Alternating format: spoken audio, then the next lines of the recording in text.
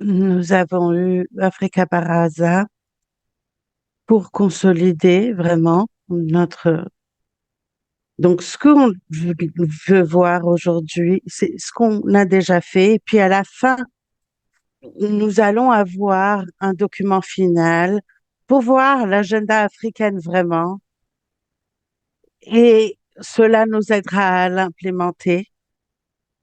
Donc, au début de Baraza, ce que l'on a pris, et ça peut vous donner une idée de ce que Africa Baraza est.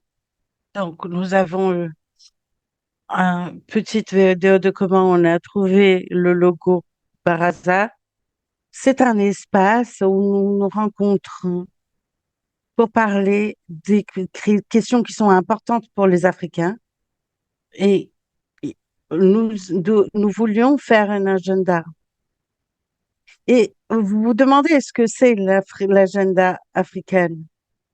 Dites-moi ce que vous pensez que l'agenda africain est. Est-ce qu'il y a quelqu'un qui peut me le dire? Quelqu'un une tête inconnue peut-être. Est-ce que celui qui pense savoir ce que c'est que l'agenda africain peut demander, peut, peut me dire? Est-ce que vous pouvez lever la main? Je vois une main. Donc, l'agenda africain, ce sont tous les défis de toutes les communautés africaines dans un seul document qui a été demandé par la communauté pour que nos partenaires sachent comment nous aider dans le mouvement. Africa Baraza a été créé pour avoir un espace où on se retrouve au-delà des conférences, pour pouvoir parler de l'agenda africain. Nous voulions parler des choses de l'agenda africaine et Bobby va en parler. Alors, qu'est-ce que c'est que qu'un agenda? Qu'est-ce qu'on met dans cet agenda-là? Euh, En fait, l'agenda africain renvoie à des questions qui sont africaines. Où est-ce qu'on ramène ces questions? Dans le mouvement Wikimédia. À chaque fois qu'on lit des documentations qui posent des problèmes ou des questions sur le mouvement, il y a une voix qui manque, qui est la voix africaine. La- L'agenda africain, dans toutes ses composantes, est ce que nous voulons faire comme agenda africain. Et nous voulons créer un document qui soit adopté par toute la communauté pour être la voix des Africains dans le mouvement. Et aujourd'hui, j'aimerais vous demander de lire ce document. Quand on lit des déclarations, c'est très simple. Mais quand on a un document tout entier, il faut penser à comment on l'a mis dans ces mots-là. Ce sont les défis que nous avons eus et comment nous voulons servir ces défis de cet agenda. Voilà l'agenda africain. Merci. Avant de continuer, je me suis rappelé de quelque chose. Au lycée, avant, quand on avait un bon point, on faisait comme dans le Parlement, d'être d'accord avec un tampon de foi. On a des personnes qui sont allées à Wikimania, on a eu une séance, mais il y a aussi des personnes qui l'entendent de la première fois. Ou alors ils l'ont entendu, mais ils ne se sont pas engagés. Et ce qui est important, ce sont aussi les réactions. Donc, parfois, quand vous avez des points qui font partie de votre réalité, est-ce qu'on peut avoir un timbre de confiance? Si vous avez des questions, si vous avez des problèmes que vous avez vus à Africa Baraza, des choses où vous pensez que là est le moment d'avoir la conversation. Donc, pour ceux qui se sont engagés avec le document, quelles sont les questions pour qu'on puisse avancer? Qu'est-ce qu'on peut répondre ici aujourd'hui? Mais aussi, qu'est-ce qui n'est pas dans le document que vous aimeriez voir, que vous aimeriez voir? Donc, est-ce que la façon dont il aime maintenant, est-ce qu'il y a quelque chose qui manque ou est-ce qu'il y a quelque chose qui vous parle et vous voulez partager ça avec les gens?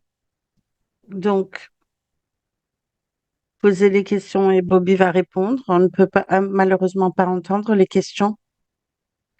Nous n'entendons pas la question, malheureusement. C'est une excellente question que tu as posée, Candy.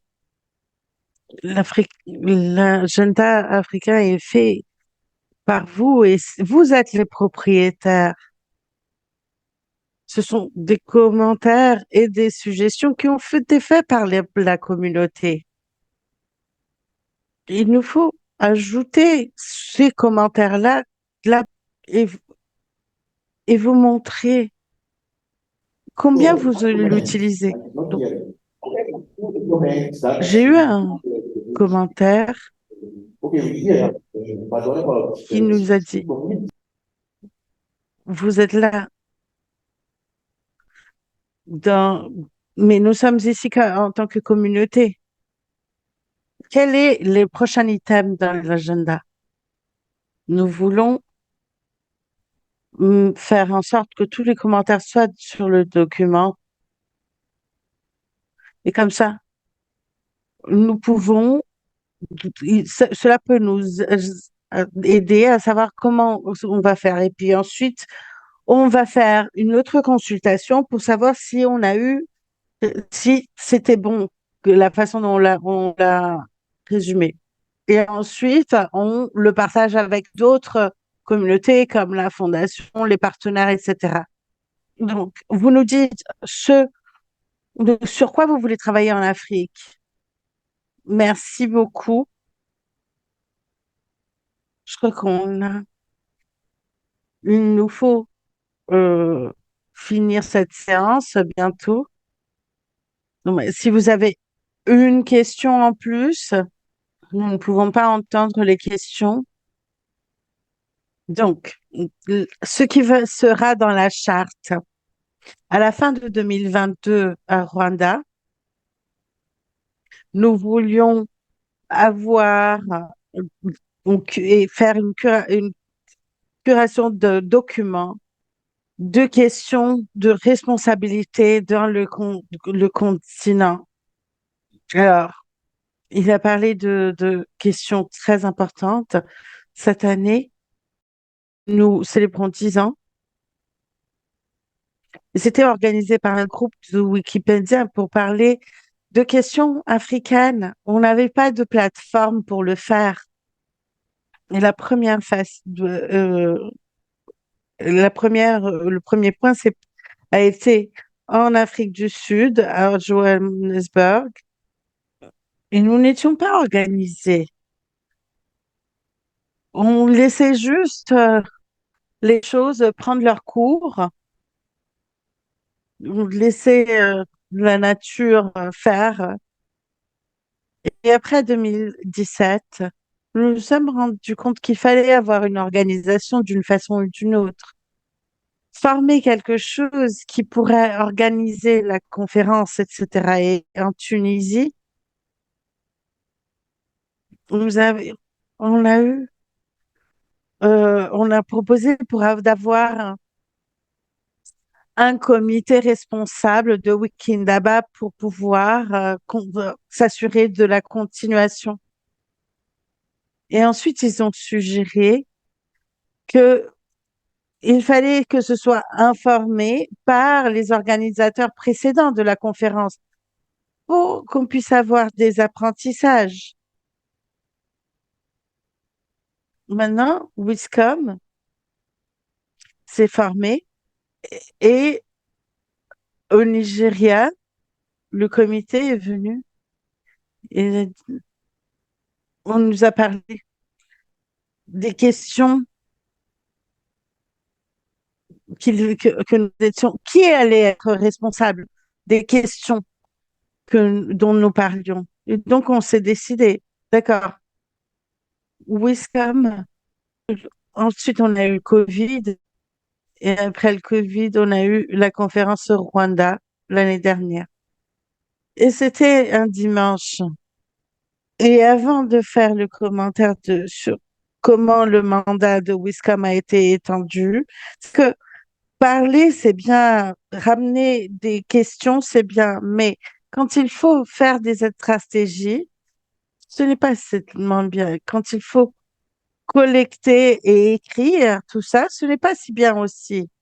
Moi, j'aime écrire sur l'histoire, en Wikipédia politique, mais quand il s'agit de l'agenda africain, je comprends, mais je vous demande de vraiment vous engager dans des documents stratégiques et des questions stratégiques qui affectent les communautés africaines. Donc, en gros, ce que je dis, c'est que Wiscom a été mandaté par la communauté l'année dernière pour dire, vous, puisque vous avez une expérience de faire la conférence et vous faites le management institutionnel, vous pouvez prendre tous les problèmes dont on parle et le mettre dans l'agenda africain. Et c'est comme ça l'agenda africain est né. On ne peut pas que organiser la conférence. Il faut qu'on puisse parler de ce qu'on peut faire pour pouvoir aider et assister le continent africain. Après la conférence au Rwanda, ce que j'ai vu, c'est que on n'avait pas de retraite qui a été faite à Johannesburg en juillet cette année. Après, le comité nous a mandaté d'étendre nos responsabilités et quelques-unes de ces questions, c'est de quoi on parle. Dans cette retraite, nous nous sommes dit que on n'a pas besoin. Wiscom, c'est une conférence d'hommes. Il faut vraiment être intentionnel et inclure les femmes et structurer Wiscom et s'assurer que communautés, quand ils ont des subventions, que ce soit envoyé rapidement. Donc, nous avons organisé quelque chose qui s'appelle la charte Wiscom. Donc, on a l'agenda africain qui est un document dont vous avez besoin de lire. Et ensuite, nous avons la charte Wiscom qui a été appelée par le Wiscom eux-mêmes. Il inclut les parties prenantes que nous avons appelées de dehors. La plupart de nous ici, la charte qu'on a rassemblée, je vous l'ai envoyée à 400 personnes. Je ne sais pas combien de personnes ici ont reçu le document. Les personnes l'ont reçu. Je ne veux pas vraiment vous exposer, mais donc je ne vais pas dire qui l'a reçu, mais ce que je veux dire, en gros, voilà comment la charte Wiscom est née. Je vais vous l'envoyer à nouveau pour que vous puissiez le lire. Et rappelez-vous de ma déclaration quand je parlais de vous engager avec le document parce que cela détermine le futur de l'Afrique. Ça parle de notre vision, ça parle des rôles et responsabilités, ça parle des processus qu'il nous faut mettre en place pour que Wiscom soit mieux pour nous. Voilà de quoi il s'agit la charte de Wiscom. Merci, Bobby. Donc, je vais essayer de résumer. Ce qu'il a dit, c'est que le document de l'agenda, des choses qui ont été faites au document dans le continent, la charte, ce sont des choses, ce qu'on dit, c'est lisez le document quelque chose qu'il nous faut. En tant que région, j'aimerais juste vous faire lire, avoir plus de ressources et comment on peut avoir ces rôles pour que les communautés émergentes puissent vraiment être dans des conversations aujourd'hui pour que les questions africaines soient entendues et adressées et aussi entre les communautés africaines et d'autres communautés.